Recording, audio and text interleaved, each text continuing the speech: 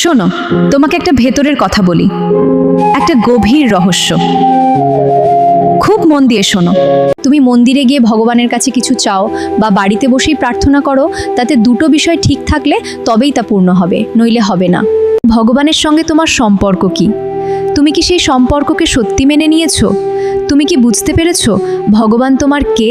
যদি এই সম্পর্কটাই না বোঝো, তাহলে প্রার্থনা পূর্ণ হবে না। দ্বিতীয় কথা হলো, তোমার সাধনা কি? তোমার ভজন কি? তুমি ভগবানের জন্য কি করছো? আর যদি সাধনাই না থাকে আর সম্পর্কও না থাকে, তাহলে শুধু চাইলেই ভগবান শোনেন না। ভগবান শুনেন সেই ডাক যেখানে সত্যিকারের অনুভূতি থাকে, যেখানে হৃদয়ের টান থাকে। অনুভূতি ছাড়া ডাকা হলে সে ডাক ভগবান শোনেন না, কারণ ভগবান অনুভূতিরই ভিখারি, তিনি হৃদয়ের ভালোবাসাই চান।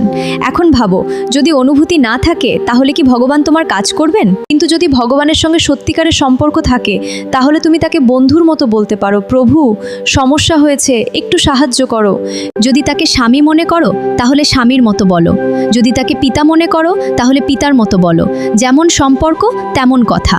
কিন্তু যদি তোমার কাছে কিছুই না থাকে, না সাধনা, না ভজন, না পুণ্য, তাহলে শুধু চাইলেই তো হবে না। এই সৃষ্টির একটা নিয়ম আছে, তুমি যা করো তার ফল তোমাকেই ভোগ করতে হয়। পাপ করলে দুঃখ, পুণ্য করলে সুখ, এটাই জীবনের সত্য। তাই মনে রেখো, এই বিশ্বে কর্মই প্রধান। যেমন কাজ করবে তেমন ফলই পাবেই যায়।